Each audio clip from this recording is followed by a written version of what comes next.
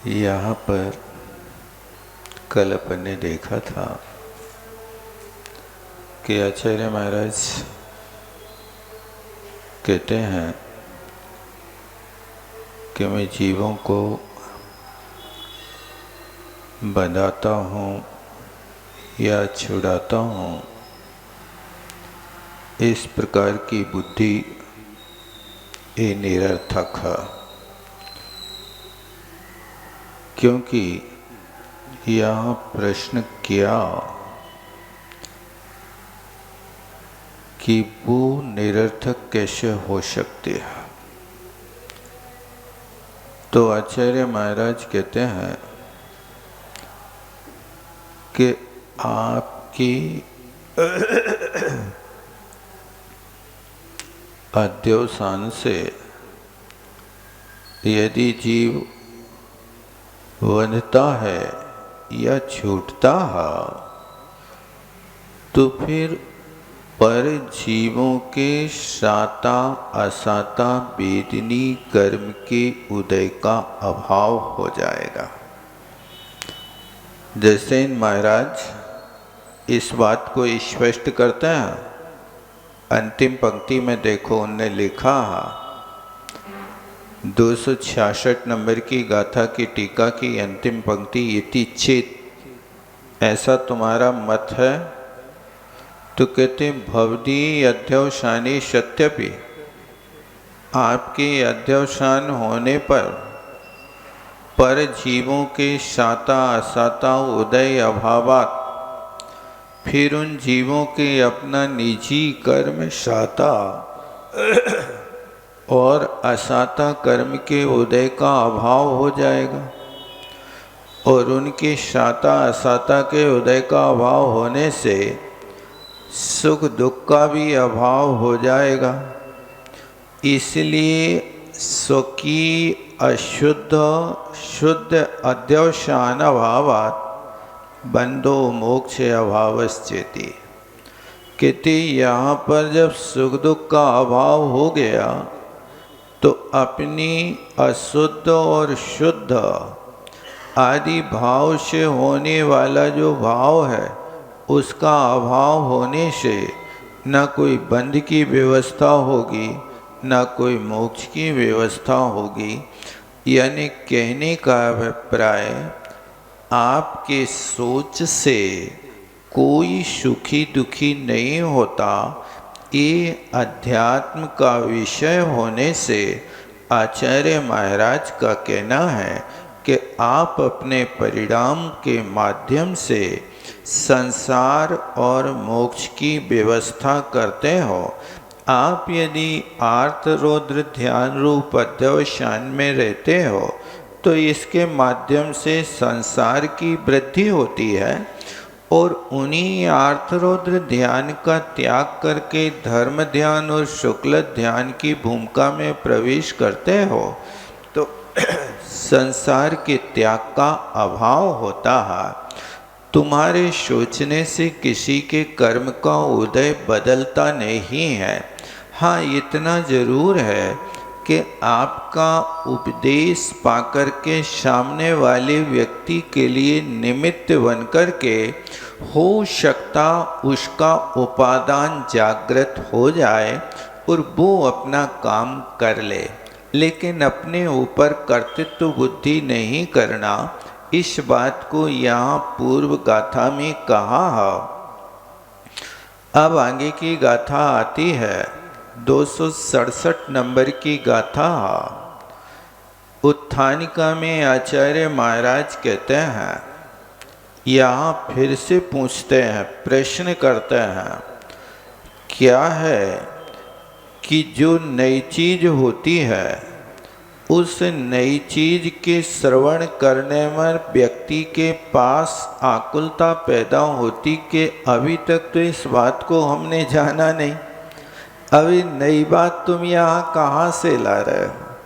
ऐसा ही होता है, जिस व्यक्ति ने आज तक वस्तु स्वरूप को सुना नहीं, 7 तत्वों को तो श्रवण किया, आज तक सम्यक दर्शन ज्ञान को सुनता रहा, देव शास्त्र गुरु के विषय में सुनता रहा, लेकिन वास्तव में उनका आचरण नहीं किया। इसलिए कल्याण मंदिर स्तोत्र में आचार्य महाराज ने लिखा, हे भगवान, मैंने आपको सुना, आकर्ण तोपि मयि तोपि निरीक्ष तोपि। मैंने आपके विषय में बहुत बार सुना।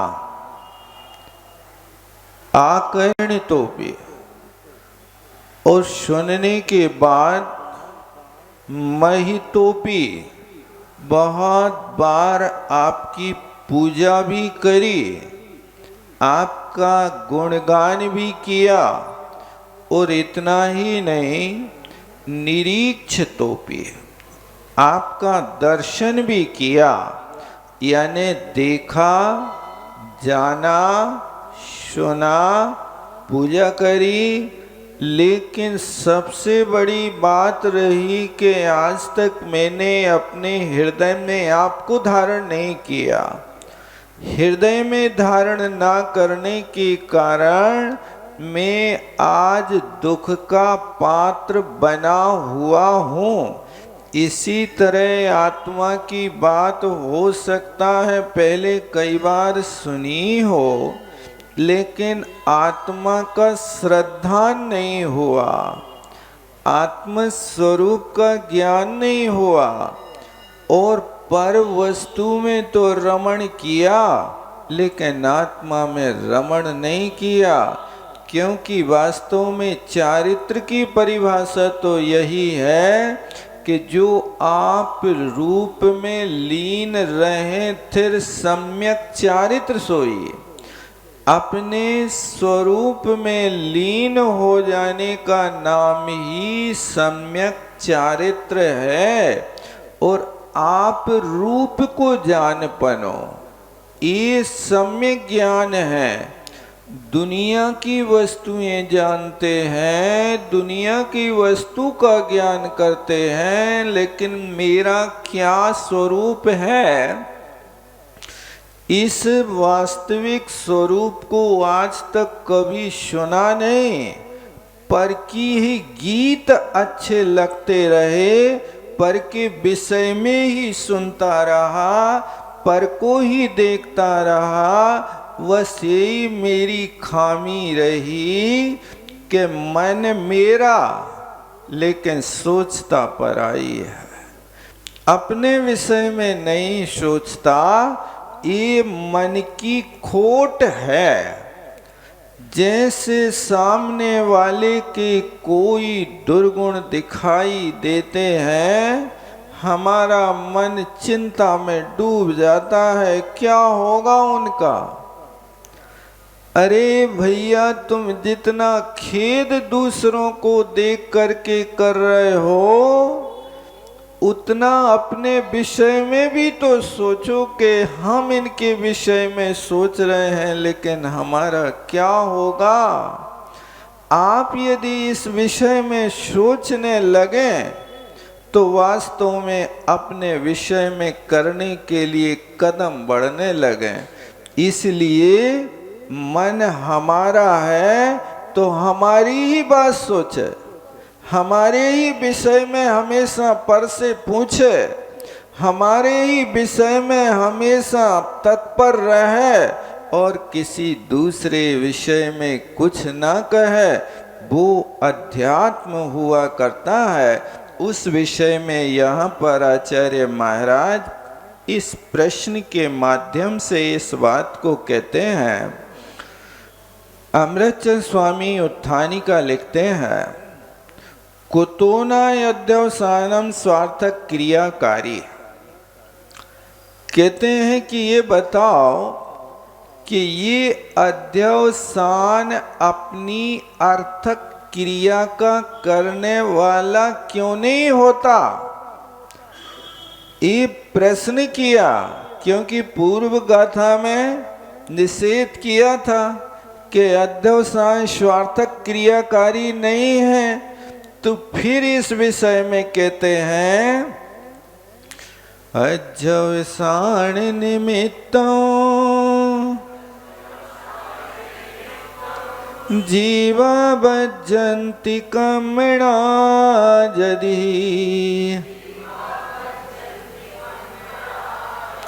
मुच्यन्ति मोक्षमग्गे ठेरायता किं करोसि तुम।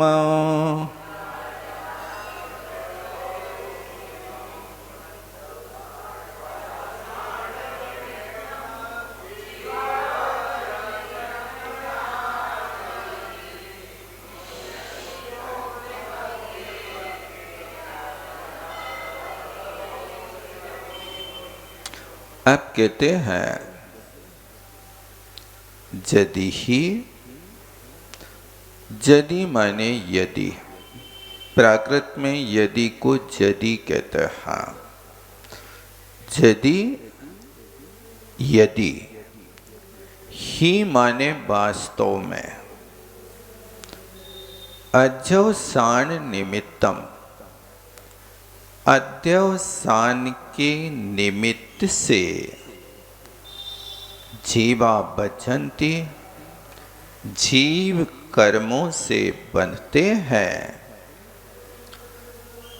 और जो मोक्ष मग्गे ठेदा, जो मोक्ष मार्ग में स्थित हैं, वे कर्मों से छूटते हैं। जब ऐसी परिस्थिति है तो ताकिम करोसि तुमम, ऐसी परिस्थिति में अब आप बताओ आप क्या करना चाहते हैं। देखो पूछ रहे हैं आचार्य महाराज, तुमसे प्रश्न कर रहा है। तुमम किम करोसि, ये दो रास्ते हो गए। जो मोक्ष मार्ग में स्थित हैं वे जीव कर्मों से छूटते हैं, और जो जीव अध्यवसान में पड़े हैं वे कर्मों से बंधते हैं। तुम्हें क्या करना है, कर्मों से बंधना है कि छूटना है, निर्णय तुम्हारे पास है। हम कह तो देते हैं छूटना है, लेकिन यदि कोई आपके सामने अभी आकर के खड़ा हो जाए कि आप सच्चे दिल से अपनी छाती पे हाथ रख करके बताओ क्या आप कर्मों से छूटना चाह रहे हैं। यदि कोई देवता आकर के और आपके लिए अभी मोक्ष ले जाए कि भाई हम तुम्हारे लिए तैयार हैं सिद्धालय में भेजने के लिए, आप पधारिए, तो ऐसे कितने लोग हैं जो घर जाए बिना और वो देवता के साथ मोक्ष चले जाएंगे। चले जाओगे? एक भी हाथ नहीं उठेगा। देखो हैं, क्योंकि तुम्हें लग रहा है कि हमारा साथी कोई देवता है ही नहीं, कोई आने वाला है ही नहीं। ऐसा नहीं, वास्तव में मोक्ष कोई के ले जाने की वस्तु नहीं है। कोई यदि मोक्ष यहां से ले जाएगा तो तुम्हें सशरीरी और सकर्मा ले जाएगा। जब तक तुम सकर्मा रहोगे तब तक मोक्ष में भी पहुंच जाओ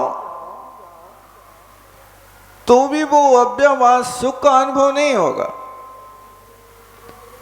शांति पथ प्रदर्शन में जिनेन्द्र वर्णी जी ने एक अच्छा दृष्टांत दिया। उन्हें लिखा कि एक भगवान का भक्त था और बहुत निकट भक्त था, और 50 साल से वो पूजा करता था और पूजा करने के बाद वेदी पे चढ़कर भगवान के कान में कुछ कहता था। अब वो क्या कहता था? उससे कोई पूछे कि भाई तुम भगवान के कान में क्या कहते हो, तो वो उत्तर देता था कि ये तो अंदर की बात है, ये बताने की नहीं है कि हम भगवान से क्या कहते हैं, और मेरा अधिकार है कि भगवान से हर चीज मांग सकता हूं और भगवान को देना पड़ेगी। तो एक दिन उस व्यक्ति ने, जिसको जिज्ञासा पैदा हुई थी कि आखिर सुने तो ये कान में क्या कह रहा है, और वो जैसे ही वेदी पर चढ़ा और वहां पीछे से वेदी के पीछे वो खड़ा हो गया और इसने भगवान के कान में कहा, हे भगवान, हे परमात्मा, हे सर्वज्ञ, हे संकट मोचक, हमें मोक्ष मिल जाए, मोक्ष मिल जाए। आप तो कृपालु हो, सबको सब कुछ देते हो, फिर मेरी अर्जी क्यों नहीं सुन रहे आप? मेरी ओर से देर क्यों कर रहे हो आप? ऐसा वो भगवान के कान में कहता, और इस व्यक्ति ने सुन लिया कि मोक्ष मानता। उस व्यक्ति ने 6 महीना के लिए गांव छोड़ दिया और दूसरे गांव में जाकर के रहने लगा, और 6 महीना में उसने अपना वेश बदल लिया, और वेश बदल करके 6 महीने के बाद वो सेठ के सामने आया और सेठ से कहा, सेठ जी, मैं भगवान का दूत हूं और भगवान ने मुझे भेजा है, और भगवान ने कहा है कि उन सेठ जी को मोक्ष ले आओ। बहुत दिन हो गए उनको अर्जी लगाते लगाते, तो सेठ जी, भगवान की आज्ञा है कि आपको मोक्ष चलना, आप पधारे अभी। उसने तत्काल अपना पैतरा बदला और कहा कि नहीं, अभी नहीं, आज से 11वें दिन तुम्हें मोक्ष ले चलेंगे। आज तो तुम्हें हम सूचना देने आए भगवान की तरफ से। अच्छा, 11वें दिन क्यों? तो उसने कहा कि भगवान ने कहा है कि तुम्हारा एक दिन में एक कारखाने में आग लगेगी और एक बेटा मरेगा एक दिन में। ऐसे 10 दिन में 10 कारखाने खाक और 10 बेटा से आप खाली। जब आप बिल्कुल खाली हो जाओगे तब फिर 11वें दिन में आकर के भगवान के पास मोक्ष ले चलूंगा। आप लोगों को सौदा पटेगा कि नहीं? देख लो भैया, 10 दिन में 10 कारखाने, 10 बेटे ठिकाने, क्या होगा, कैसे होगा?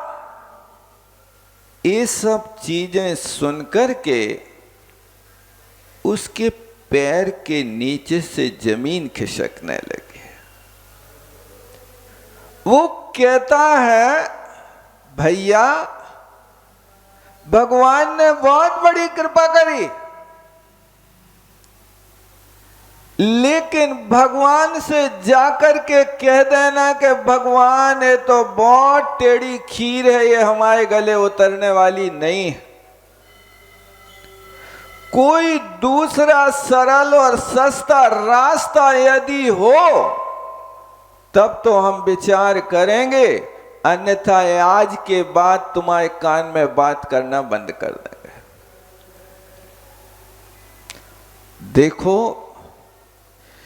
ये लोग मोक्ष तो चाहते हैं और भगवान के यहां अर्जी रोज लगाते हैं, और भगवान कह रहे हैं कि भैया ऊपर उठने के लिए तो हल्का होना पड़ेगा ना।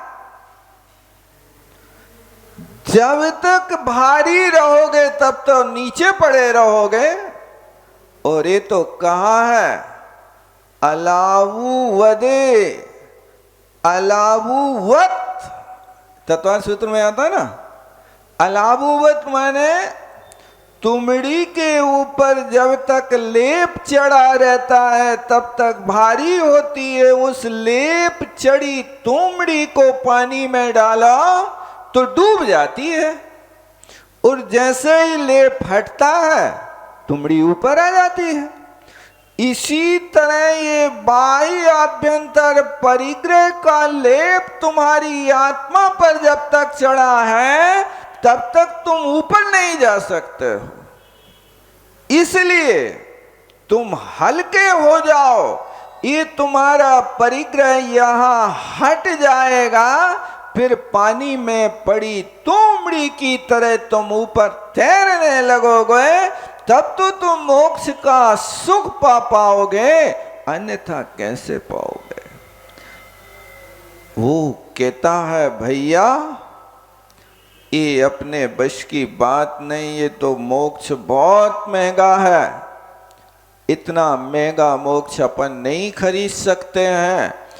इस तरह से उसने देवदूत को भगा दिया। ये दृष्टांत तो सिर्फ हमारे लिए एक सुनने के लिए, बुद्धि पलटने के लिए है। अपने यहाँ कोई भगवान मोक्ष से भेजते नहीं, न दूतों की व्यवस्था है।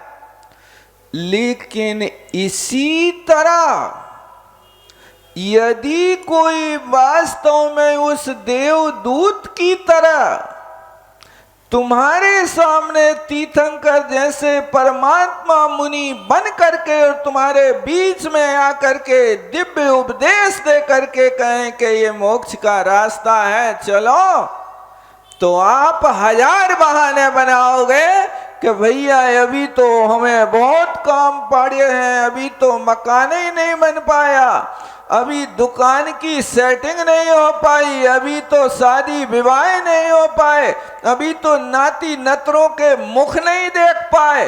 1000 से ज्यादा बहाने ला करके खड़े कर दोगे, कोई भी उनके साथ जाने को तैयार नहीं होगा। और यदि चला भी जाए लोक लाज के कारण तो उसकी दशा पुष्प डाल की तरह होगी कि पुष्प डाल चला तो गया महाराज के साथ में, लेकिन बाहर से घर छोड़ दिया, स्त्री छोड़ दी, अंदर में बसे घर का त्याग तो किया नहीं। अब वो जब यहां जाकर के वो साधु के पन में नहीं रह सकता है तो लोकाग्र में सिद्धों के सभा में कैसे रहेगा, नहीं रह सकता। इस तरह से यहाँ पर आचार्य महाराज इस बात को और स्पष्ट कर रहे, देखो कि अध्यवसान से बंध होता है, वीतराग परिणामों से मोक्ष होता है। अब बताओ तुम्हें अध्यवसान करना है कि वीतराग परिणामों को पाना है, क्या करना है?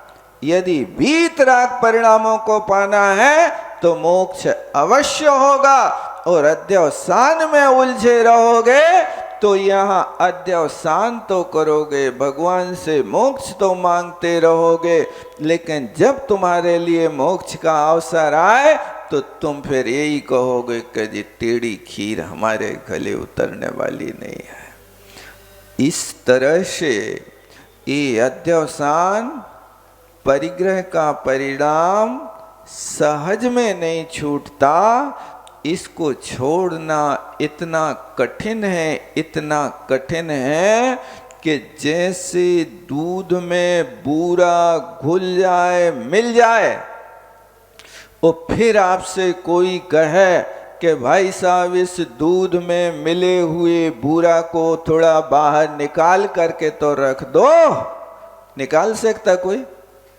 नहीं निकाल। बस यही दशा है कि आत्मा रूपी दूध कर्म रूपी बूरे के साथ ऐसा घुल मिल गया है, क्या उसको तुम सहज में नहीं निकाल सकते। बहुत बड़े पुरुषार्थ की जरूरत है। इसीलिए तो अनंत जीव राशि में से 6 महीना 8 समय में 608 जीव ही ये काम कर पाते हैं।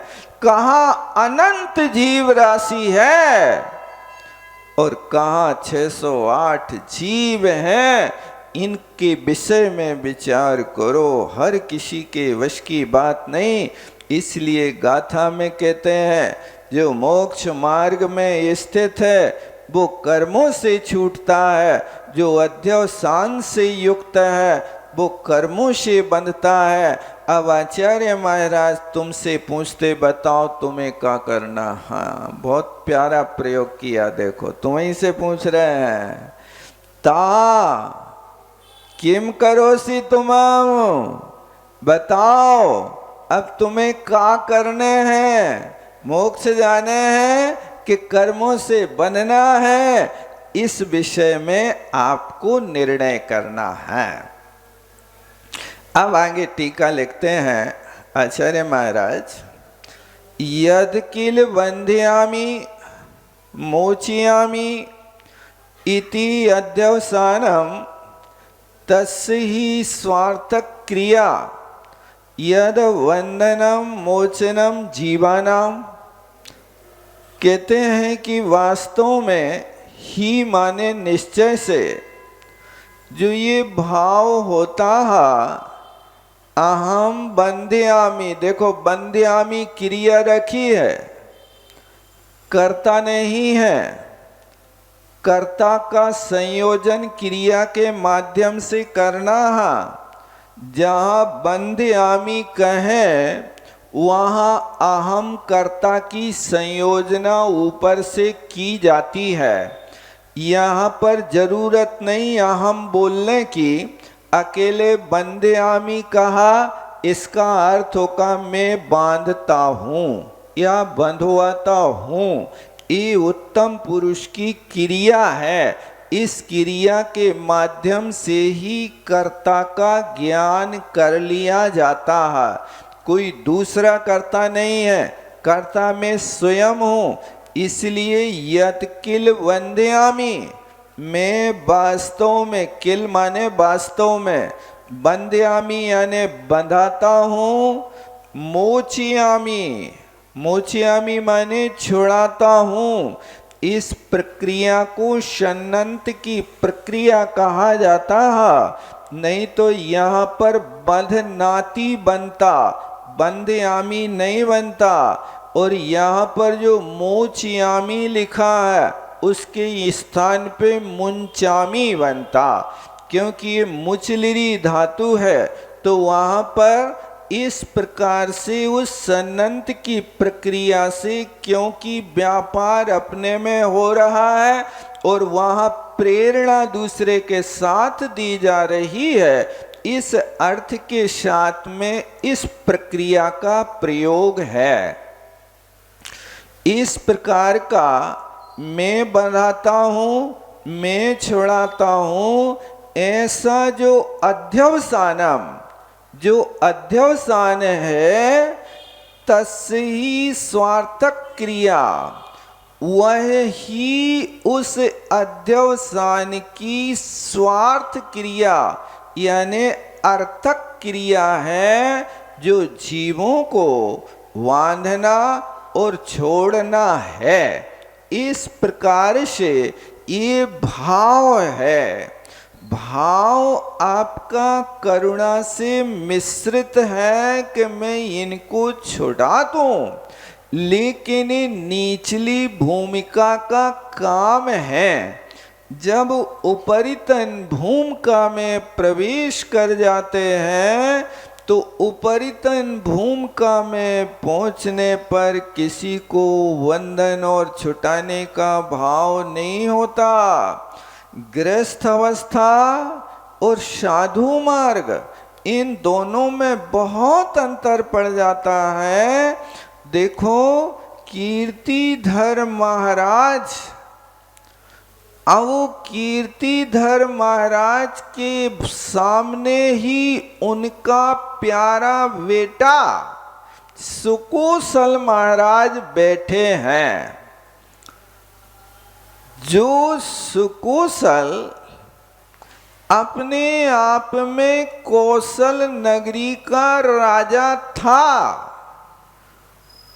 और वो ऐसा राजा था, ऐसा पुण्य का उदय हुआ था कि जन्म होते ही उसका राज तिलक हो गया था। अभी वो कुछ नहीं जानता राज के विषय में, क्योंकि कीर्तिधर महाराज जब राजा थे तो उनको वैराग्य उत्पन्न हो गया, तो वे दीक्षा लेने के लिए जाने लगे। और जब दीक्षा लेने के लिए जाने लगे तो सारी दुनिया उनके सामने करुण क्रंदन करने लगी, महाराज ये इतनी सारी प्रजा किसके बल पर जिएगी? महाराज राज्य का संचालन कैसे होगा? ये सारे के सारे लोगों की आंखों की आंसू को देख करके, और कीर्तिधर से कहा कि जिस दिन तुम्हारे घर में तुम्हारे पास एक बेटा पैदा हो जाए उसी दिन तुम दीक्षा ले लेना। और राजा ने लोगों की बात मान ली। इतने दिन और प्रतीक्षा कर लो, एक बेटा पैदा हो जाए। अब विचार करो कि कीर्तिधर उस समय बूढ़े हो गए होंगे कि जवान होंगे? अभी जिसका एक भी बेटा नहीं हुआ वो तरुण अवस्था में दीक्षा लेने का इच्छुक हो रहा है।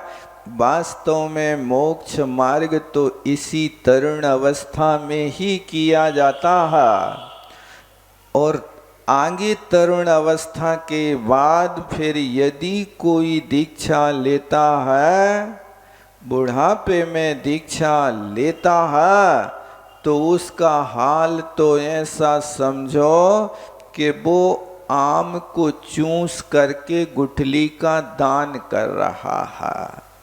क्योंकि वार्धक्य अवस्था में इंद्रियां शिथिल हो जाती हैं, बुद्धि में विभ्रम पैदा हो जाता है। इसलिए तरुण अवस्था में ही ये काम करना चाहिए।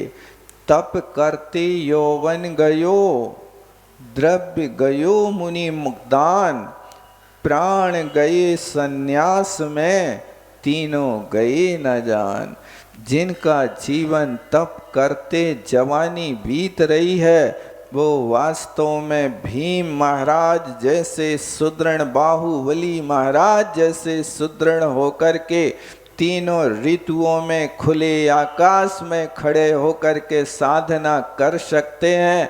ये तरुण अवस्था की अवस्था है। बुढ़ापे में तो यहाँ कमरे में भी कुल्फी बन जाती है, कांपते रहते हैं थर थर। यहाँ बुढ़ापे में और ज़्यादा ठंड लगती है।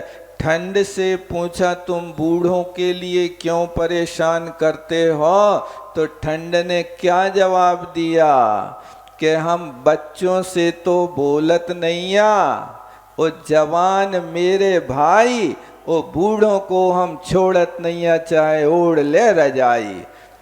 बूढ़े लोग रजाई ओढ़ के भी बैठ जाएं तो भी उनको उसमें ठंड लगती है, और बच्चे लोग तो कैसी भी ठंड होए तो भी वे बर्फ में खेलवे के लाने कश्मीर गुलमर्ग जाते हैं और वहाँ बर्फ के पहाड़ पे मस्ती करते हैं। नहीं होता? जाते ही दुनिया घूमने जा रही है आज के समय में। तो ये ठंड ने उत्तर दिया कि बच्चों से हम बोलते नहीं हैं, और जवान मेरे भाई हैं और बूढ़े लोगों को छोड़ते नहीं हैं। चाहे रजाई ओढ़ के बैठ जाए, 10-10 किलो की रजाई ओढ़ ले वह, तो भी ठंड उनके लिए लगती रहती है। इसीलिए तो अब तुम दीक्षा बुढ़ापे में लोगे तो रजाई कहाँ मिलेगी तुम्हारे लिए। इसलिए तप करते यौवन गयो। तप यदि यौवन करने अवस्था में होता है तो बाहुबली की तरह तुम सब ऋतुओं में बाहर खड़े रह करके अपने इस संसार का नाश कर सकते हो। और बुढ़ापे में लेते हो तो फिर बहुत मुश्किल पड़ता है। और द्रव्य गयो मुनिदान, और आपने जो द्रव्य कमाया है उस द्रव्य का वास्तविक सदुपयोग यथा स्थान पर होता है। जिसने अपने जीवन में द्रव्य कमा करके साधु संघ की यात्रा कराई, संघों के विहार कराए, आहार दान दिया, बैया वृत्ति करी, तत्पर रहे, चाहे जैसी भी स्थिति हो घर परिवार छोड़ करके उनके समागम में रहे, उन्हीं का द्रव्य सार्थक द्रव्य हुआ करता है। अन्यथा तो ये द्रव्य कमाते रहते हैं और इस द्रव्य को कमा कमा करके तिजोरी में रख करके रख चले जाते हैं। इसलिए भैया जो धर गए सो खो गए, जो दे गए सो ले गए। जो यहाँ पर धर्म के बैंक में जमा कर गए वो परभव में भंजा लेता है। इसलिए तो कहा है कि अपने द्रव्य का जिसने दान दे दिया वो धन उसके संग में लग गया, जिसने उसका भोग कर लिया उसके अंग में लग गया, और जिसने तिजोरी में रख दिया उसमें जंग लग गया। अब तुम्हें अंग में लगाने के जंग लगाने के संग में ले जाना है, बताओ क्या करना। यदि संग में ले जाना है तो दान करो, और अंग में लगाना है तो खा पी लो भैया। का खावे? अब जब धन है, दान नहीं दे रहे हैं और खूब धन है, तो अब हम गेहूं की रोटी नहीं खे हैं, हम तो मखाने की और बादाम की खे हैं। हाओ खा लो बेटा। तुम्हारा मन तो खाएगा लेकिन शरीर 3 दिना में जवाब दे देगा तुम्हारा कि अब नहीं, ना मखाना चलेगा ना बादाम चलेगी, बस तुम तो भैया ज्वार की रोटी लाओ या कोदों की रोटी लाओ, उससे शरीर चलेगा। वो धर गए जोड़ जोड़ करके, तो उसमें क्या होगा बताओ? जंग लगती है। ये तो हमारा इतिहास है। इसलिए तप करते यौवन गयो। जो अभी कर लो कर ले सो काम, भजले सो राम। और दान जो कमाया है उसको अपने रहते अपने हाथ से आपने जिन परिणामों से कमाया उसको ठिकाने लगा दो। जिसको जो चाहिए धन धरती जो मुख से मांगे सो सब दे संतोष है। सबको प्रसन्न कर दो, जिसको जो बैठे सो दे दो। भैया तुम्हारे लिए जो चाहिए सो वो ले लो। वो सारे के सारे धन को ये सो हाथ पे रख कर के बांट दो कि जैसे तुम्हारे घर में कोई अतिथि आता है वो सुपारी खिलाते हो तो हाथ पे रख के यूं रखते सामने, वो के मुंह के सामने लो ले लो। अब ले लो का मतलब क्या है? तुम दे हो तो वो क्या है? देखो जो कंजूस है मुट्ठी बांध के दे रहा है, और तुमने मुट्ठी खोल के उसके सामने रख दी, और तुम्हारी मुट्ठी पे इतने हथेली पे यदि एक सुपारी को काट के जितने टुकड़ा रखे वो 5-7 लोग खाने वाले हैं तो वे कितनी कितनी लेंगे बताओ? वे सब अपने हिसाब से एक एक छिलका उठा के अपनों मुँह झूठो कर ले, और बाद में बहुतर माल तो तुम्हारे लिए बचेगा ना, नहीं बचेगा। देख लेना आप एक आध बार करके ऐसा। तो जैसे आप अतिथि के लिए कोई सुपारी या सौंफ खिलाते समय हाथ पे रख देते, इसी तरह इस द्रव्य को भी, धन को भी यूँ हाथ पे रखो, ले लो तुम्हें कितना चाहिए, ले लो कितना चाहिए। इसी का नाम तो किमिच्छिक दान है, और किमिच्छिक दान देने वाला व्यक्ति ही चक्रवर्ती बनता है। उसके घर में ही फिर ये व्यवस्था होती, जो किमिच्छिक दान देते हैं उन्हीं के यहाँ, उन्हीं के घर में रत्नों की वर्षा होती है। तुम्हें अपने घर में रतन बरसाने हैं, खोल दो तिजोरियां, रतन बरसाने हुए तो पक्का है कि नहीं, बताओ बरसो के नहीं। ये लोभ ने कर बैठी हो, नहीं तो लुटवा बैठो, मुश्किल पड़ जाए।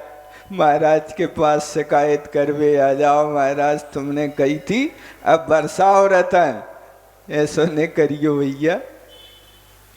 तो ये द्रव्य गयो मुनिदान, और अंत में क्या कहते हैं, सन्यास में गए प्राण।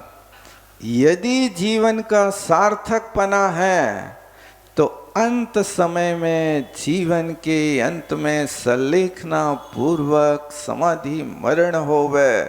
बस यही भावना दिन रात मेरे स्वामी, दिन रात मेरे स्वामी, दिन रात मेरे स्वामी, मैं भावना ये भाऊं, भावना ये भाऊं। कौन सी भावना, जब शरीर का अंत हो तो तुम्हारा नाम ना भूल जाऊं, तुम्हारी भक्ति ना भूल जाऊं, कहीं कोई पाप में ना लग जाऊं, कहीं मूर्छा ना आ जाए, कहीं कोई प्रकार की गफलत में ना चला जाऊं।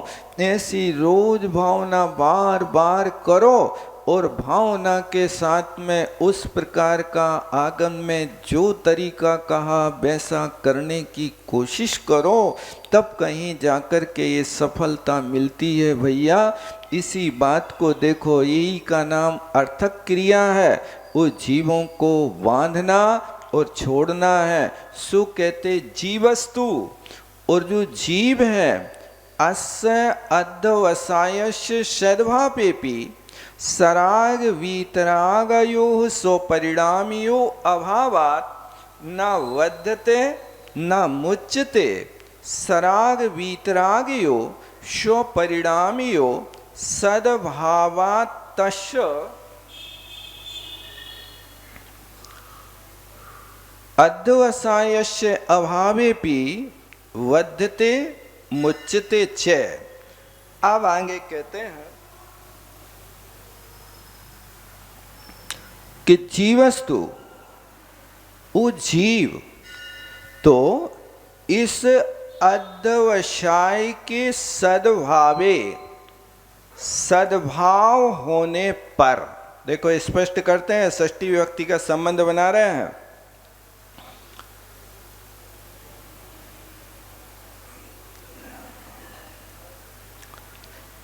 इस अध्यवसाय के सद्भाव होने पर सराग,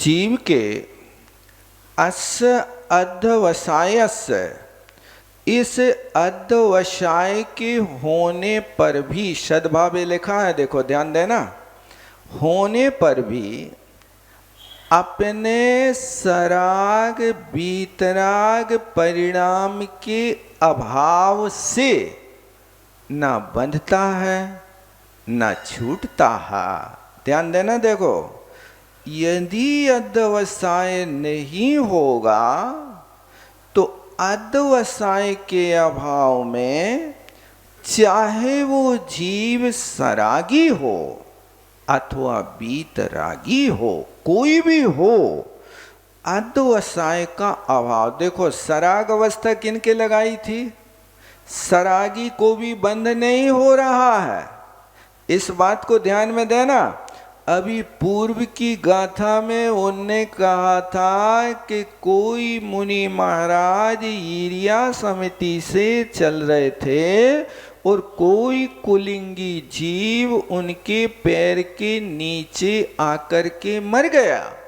तो जो चलने वाले मुनि महाराज ईरिया समिति से हैं वे सराग अवस्था में है। समिति का प्रयोग सराग अवस्था में होता है और गुप्ती का प्रयोग बीतराग अवस्था में होता।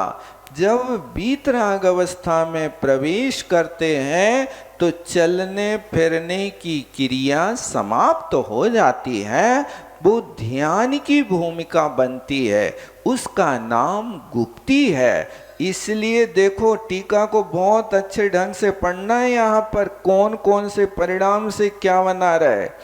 यानी सराग परिणाम से भी कर्मों से नहीं बन रहा है। वो दोनों लिखा देखो, विभक्ति कौन सी है, सराग वीतराग यो हो, दोनों में एक विभक्ति रखी है। सराग और वीतराग के 100 परिणाम यो, अपने परिणाम से, इस षष्ठी विभक्ति का द्विवचन है, उसका जब अभाव है, चाहे व्यक्ति सरागी हो चाहे बीतरागी हो, लेकिन अध्यवसान नहीं होगा तो बंध नहीं होगा, ये नियम है। इसलिए यहाँ वो छूटते हैं, बनते हैं। और फिर अपने सराग बीतराग परिणाम के सद्भाव से तेरे अध्यवसाय का अभाव होने पर भी बंधते हैं तथा छूटते हैं। दोनों में देखो क्या लगा रहा है कि सराग बीतराग परिणाम के सद्भाव है, लेकिन फिर भी अध्यवसाय का अभाव है, तो उस अध्यवसाय का अभाव होने पर बंधते हैं तथा छूटते हैं। इसलिए परत्र अकिंचित करत्वात् नायदम अध्यवसानम स्वार्थ क्रियाकारी ततश्च मिथ्या एविति भावा। इसलिए परत्र माने पर में, जो अकिंचित कर होने से अध्यवसान कुछ भी करने वाला नहीं है। इसलिए जो अध्यवसान स्वार्थक क्रियाकारी ना होने से ये सब मिथ्या ही है, ऐसा भाव यहाँ जानना। इसको और स्पष्ट कल करेंगे, समय हो रहा है।